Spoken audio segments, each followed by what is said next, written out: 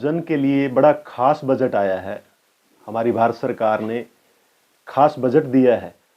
सभी वर्गों का ध्यान रखते हुए, तो उसके लिए मैं हर एक भारतीय को बधाई देना चाहता हूँ। और दूसरा, नरेंद्र मोदी जो हमारे देश के प्रधानमंत्री हैं, उनके नेतृत्व में आदरणीय वित्त मंत्री हमारी बहन निर्मला सीतारमण जी ने जो कल बजट पढ़ा,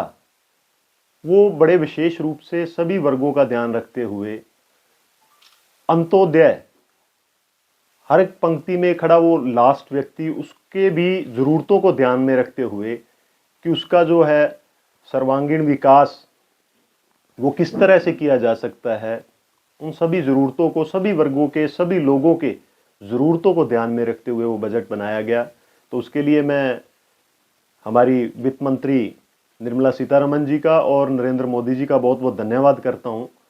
चलो 10,000 जो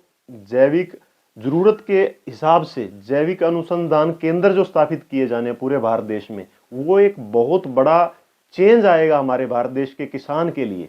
अगर वो ज़मीनी स्तर तक के जाकर के उसको समझे। और विपक्ष का काम है सिर्फ बरगलाने का, विपक्ष के पास और कुछ नहीं बचा है। अभी मैं ये कहता हूँ कि हमारी जो अभी दिल्ली के चुनाव हैं, 5 तारीख को वोटिंग होगी, 8 तारीख को गिनती होगी, तो मैं बड़े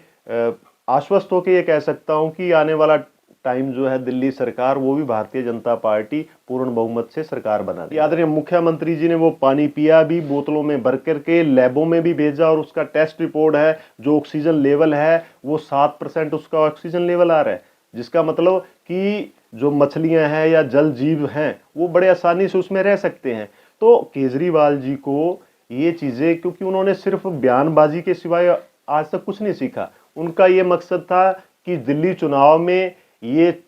एक शोशा बना के, हवा बना के छोड़ दिया जाए, और शायद जनता उनको जो है दोबारा बहुमत के साथ जो है सरकार में लाएगी। मगर ये चीज़ अब जनता भलीभांति समझती है। दिल्ली से आप देखोगे गुड़गांव और फरीदाबाद लगभग 38-39 नाले ऐसे निकलते हैं जो पूरे दूषित होकर के, आप वो पानी जो है देखना भी पसंद नहीं करोगे, इतना जहरीला पानी वहां से निकलता है दिल्ली प्रदेश से, फरीदाबाद और गुड़गांव का। तो ये अरविंद केजरीवाल लगभग 11 साल मुख्यमंत्री रहे, तब तो उन्होंने कोई बात की नहीं। अब ये सिर्फ बात चुनाव को लेकर के थी, मगर जनता, दिल्ली की जनता बहुत सियानी जनता है, वो भलीभांति जानती है, और 8 तारीख को केजरीवाल जी को आईना दिखा के छोड़ेगी।